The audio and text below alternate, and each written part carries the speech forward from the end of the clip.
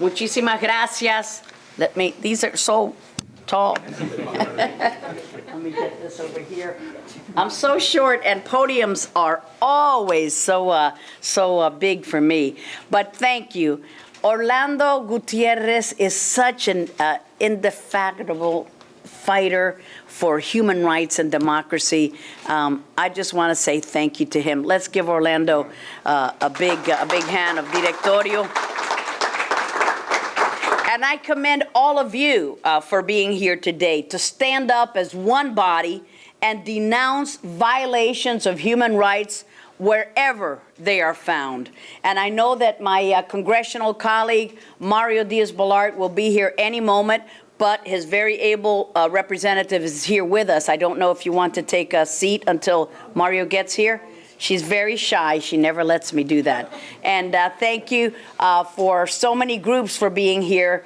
Orlando Gutierrez always invites the right people, former political prisoners, the ladies in white, Mar por Cuba. We have so many great organizations. But this title of the title of this forum, the focus, is so important. The challenges of resistance to the new fascism, lessons learned in liberation and transition in Cuba, Iran, Syria, Ukraine, and Venezuela. The people who are being oppressed are living in fear of rulers in Cuba and Iran and Syria and Venezuela, and they need a voice. And I used to be a school teacher, so I like to give homework assignments. And my homework assignment today is to say to you, be that voice. You don't have to hold elective office to be that voice. You don't have to be named ambassador to be that voice of freedom from oppression. Be that ambassador for human rights and for democracy around the world. Everyone can be that voice. These rogue regimes pose a threat to the United States, to their own people, and to regional stability. Coordination between all of these resistance groups can become an effective tool to learn and to educate each other on the best ways to secure freedom and liberty for all. And it's not a one-size-fits-all. Maybe what works for the Syrian opposition does not work for the leaders of the opposition movement in Venezuela. And what goes on in Cuba with Las Damas de Blanco, where's Berta Soler? Saw her here earlier. Berta Antunes. Maybe what happens with this valiant movement does not work for Ukraine, but we can learn from our mistakes, and we can learn about best practices everywhere. These people, no matter where it is, Ukraine or Syria or Iran or Venezuela or Cuba, all of them have one thing in common. They are being denied their God-given freedoms by ruthless dictators. Freedoms that we often take for granted in this great and generous and open country that has accepted me. I was born in Cuba, came over here when I was 8 years old, and this country welcomed us with open arms. But we take sometimes those freedoms for granted. The freedom of assembly. All of us are here because we wish to be here. No one has demanded that we be here, although Orlando can be a little bit pushy. But we're here because we want to be ambassadors for freedom. Freedom of religion. How many are able to practice their religion openly in any of these regimes? Freedom of speech. Things that we take for granted every day in this great country. And that is the sad reality of my native homeland of Cuba, even after more than 5 decades of oppressive rule by the Castro regime. But we have wonderful leaders. We have Jorge Luis Garcia Perez, known as Antunes, who continues to be harassed and beaten and arrested for the courage of calling for democratic change. We have the ladies in white also marching peacefully every Sunday and now almost every day with a gladiolos in her hands. And these are mothers and wives and sisters who have had political prisoners in jail. And they're marching peacefully from their home to Mass. And for that, they receive severe beatings, harassment, and detainment by the Castro regimes. And has it gotten any better? People talk, I can't believe it, but Mario and I hear it in the halls of Congress about the reforms of the Castro brothers. It almost makes you want to tear your hair out. So what about these reforms? The repression is worse now. In January and February alone, those 2 months, the last 2 months for which they were counted, there were over 2,000 total arrests in Cuba. Now the Castro thugs, they've thought of a new method of repression, which is catch and release. And it's a way to intimidate you and, most importantly, your family, so that you don't act up against the regime. And these leaders also collaborate in the work of repression. For example, in Venezuela, the Castro regime is using its long experience in brutality, as well as military and intelligence capabilities, to assist Maduro in how to suppress peaceful protest.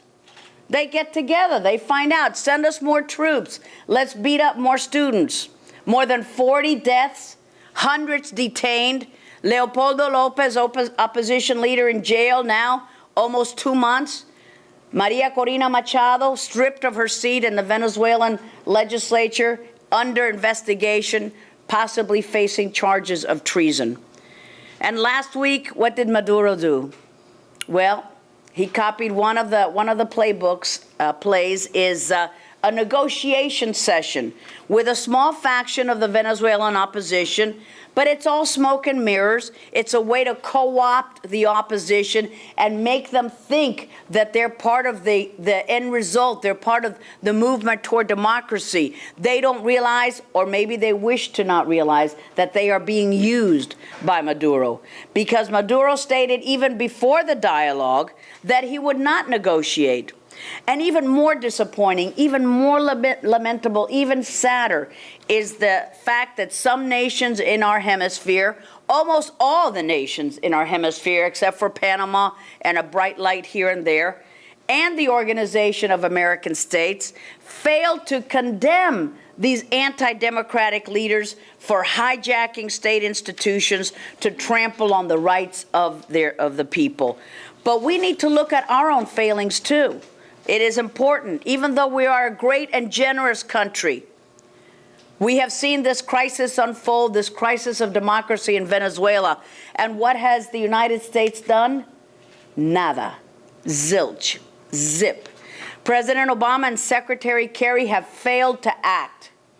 President Obama can issue an executive order ahora mismo, right now, and enforce sanctions against human rights violators in Venezuela, just as he did for the Russian violators who were violating the rights of the people of Ukraine. The administration also acted similarly in Iran and in Syria, not doing enough, but acting. But why not Venezuela? Are the Venezuelan people not deserving of protection from human rights violators? The Maduro regime's forces and gangs of supporters, they're called colectivos. They run out of inventive names to call them. They have killed, as I said, dozens of protesters, and they have been widely accused of more than 60 cases of torture while they have detained these protesters.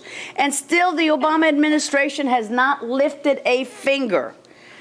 And today, I'm honored to be here to recognize the leaders of democracy forces, not just from Venezuela and Cuba, but from Iran and from Syria and everywhere, Ukraine.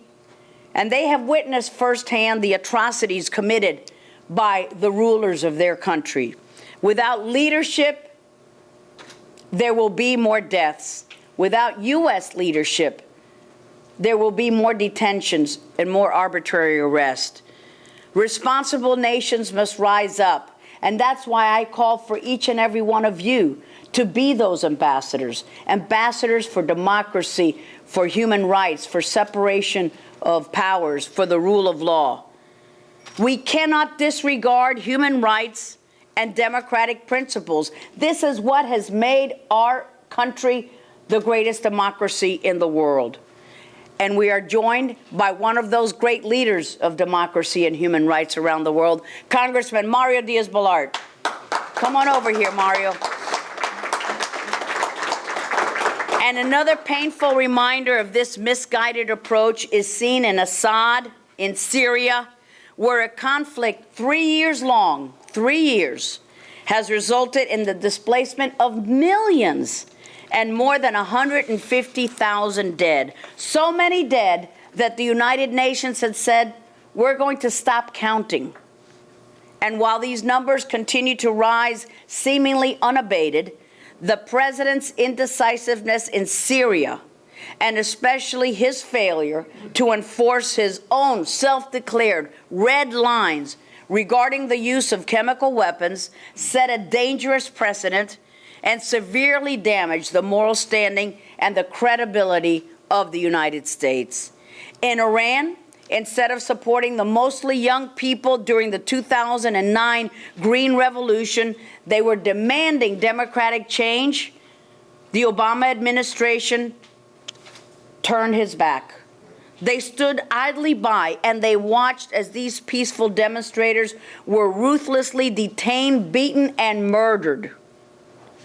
The 2009 Green Revolution was a missed opportunity to prevent the current challenges that we are facing in Iran. Iran, as we know, is trying to become a nuclear power, and we have just signed away our ability to deter that nuclear capability. And we see the same theme of collaboration among thugs. Assad receives weapons and assistance from Russia and from Iran, and Iran is providing troops on the ground to fight the opposition in Syria. Just last month, Israel seized an Iranian arms shipment. Have you seen that photograph? A ship loaded with containers. It was headed to Gaza, bound for Hezbollah, and Israel continues to see the Assad regime attempt to transfer sophisticated weapons like Russian-supplied surface-to-air missiles to these extremists. While we sign accords with Iran to say, you're a good partner, we can trust you, that very week, Iran is sending weapons to Hezbollah so that Hezbollah can attack Israel. What is going on? When are we going to wake up? In Ukraine, Putin has annexed Crimea, and what fools we would be to think that he will stop there as he seeks to reestablish Russia as more than just a regional power. The Obama administration, President Obama himself, called Russia a regional power. No one is calling Russia that. No one should call Russia that. It wants to be, again, a world power. Putin will continue to act as a bully because there have been no consequences from this administration. And the administration is so desperate to get an Iran deal, they were sadly willing to look the other way while Putin destabilizes the region because Russia is part of the P5+1 negotiations with Tehran. We kicked them out of one of the deals, but they're still there negotiating with Tehran. We've seen this time and time again when President Obama and his lead from behind policy has eroded our influence and credibility around the world. It has shown tyrants like Putin, Assad, Maduro, Khamenei, and the Castros that the U.S. lacks the courage of its convictions. And this is why the youth movements and coordination between all different opposition groups is vital to stand up to these thugs and begin, finally, the transition to democracy. God willing, that will happen very soon because of all of us, each and every one of you. Muchísimas gracias, Orlando. Muy agradecida. Thank you so much. Thank you. Thank you. Good speech. Thank you, Orlando.